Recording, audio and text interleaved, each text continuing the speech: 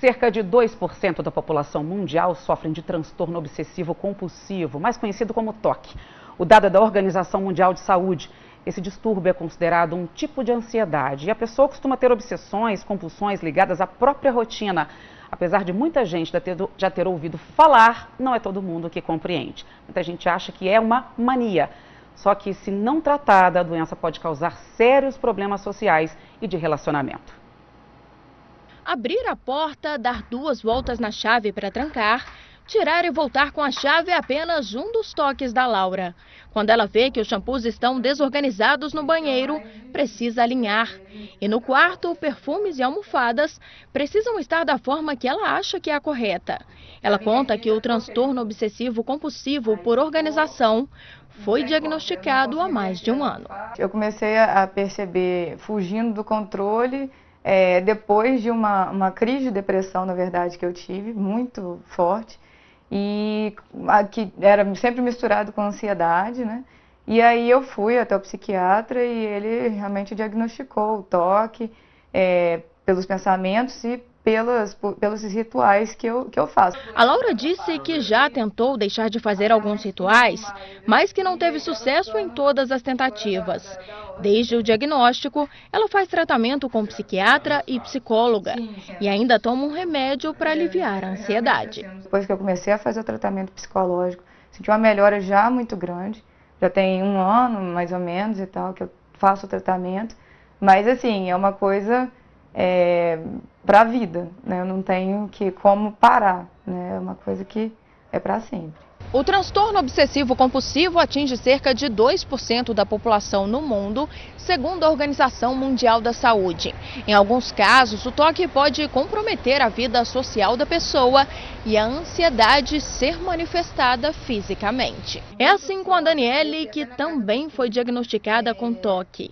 A doença foi descoberta há 15 anos, quando ela teve uma forte crise de ansiedade. Quando o TOC está no auge, vem a questão do formigamento na ponta dos dedos, tá? E uma sudorese muito forte e até palpitação.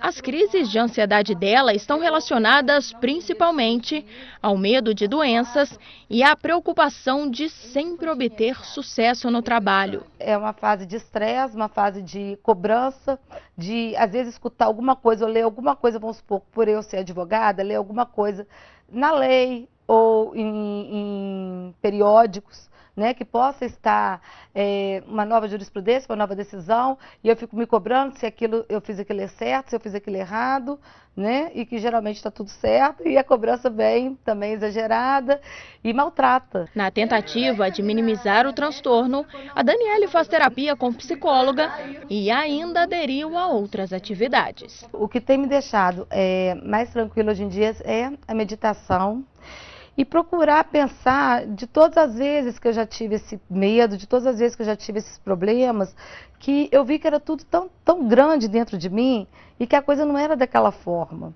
entendeu? Então tentar me conhecer um pouco mais, tentar entender um pouco mais o porquê daquilo, né? E tentar levar uma vida mais tranquila. O TOC é o tema do MG Responde de hoje. Um especialista está no estúdio para responder as suas dúvidas ao vivo. Daqui a pouco a gente vai falar mais também sobre os sintomas, o tratamento, como lidar com uma pessoa que foi diagnosticada com distúrbio. Manda a sua pergunta para a gente, é só ligar para 3690-8866. Daqui a pouco a gente volta nesse assunto. O MG Responde de hoje é sobre transtorno obsessivo compulsivo, conhecido como TOC. Às vezes o que você pensa ser um hábito, uma mania, pode ser muito mais sério. TOC é associado à ansiedade, ao medo, à agitação, obsessão. Se você tem dúvida para identificar o TOC, aproveite que o psiquiatra David Sender está aqui no estúdio para responder as perguntas. Ligue para cá, o telefone é 3690-8866. Boa tarde, doutor. Boa tarde. Obrigada por estar aqui com a gente para esclarecer. A gente tem várias perguntas. Vou começar com uma moradora do bairro Industrial.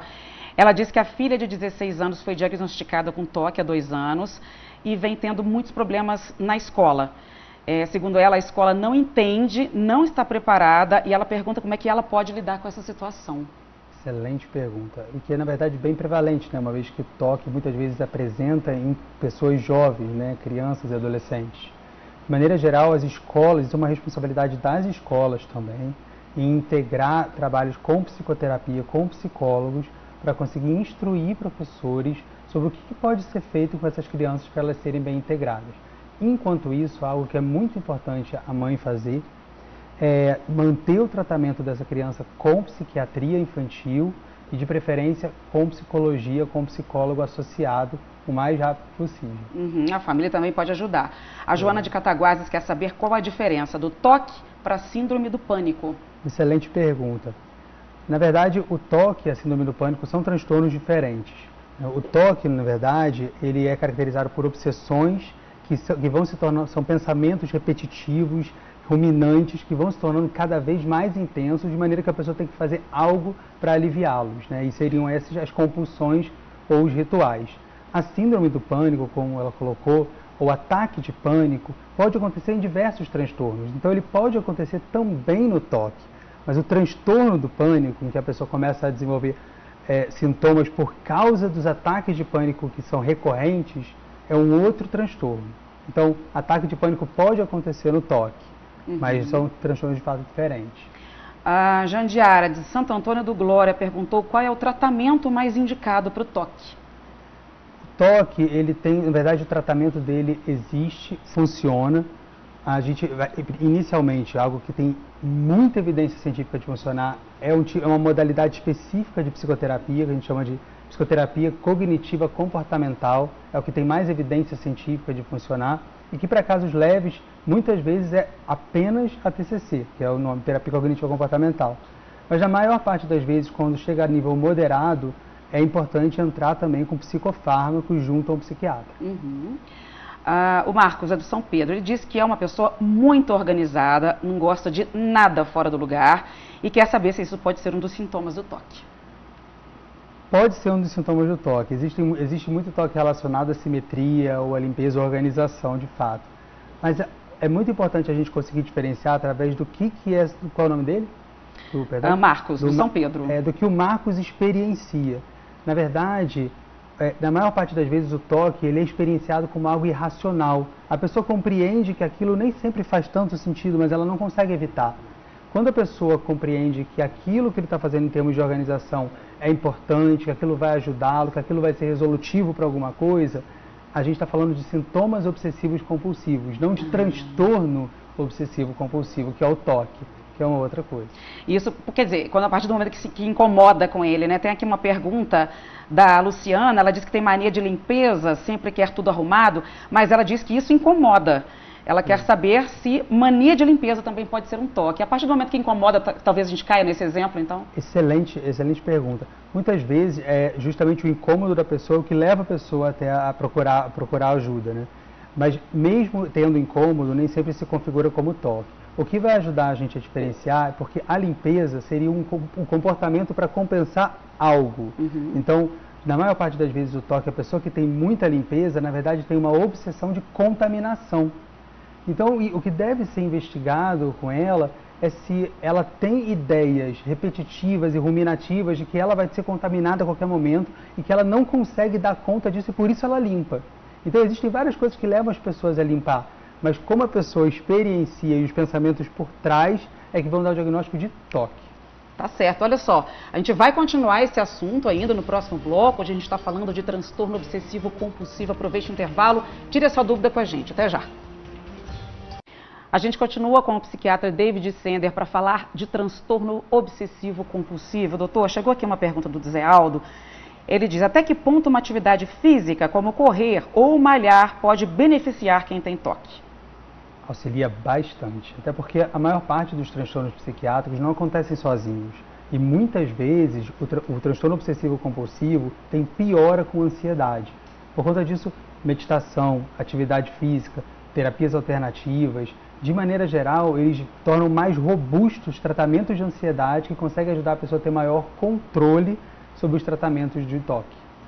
Olha aqui, a Cíntia de Santa Cruz, diz que tem toque há muitos anos, faz tratamento, às vezes ela imagina que alguém entrou na casa dela, ela chega a ver essa pessoa, segundo ela, mesmo sabendo que não tem ninguém lá. Ela quer saber se isso é um sintoma de toque.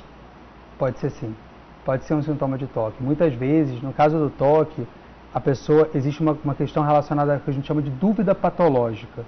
Embora a pessoa tenha todas as evidências racionais de por que aquilo ali, por exemplo, não aconteceu, ela não consegue ter a certeza.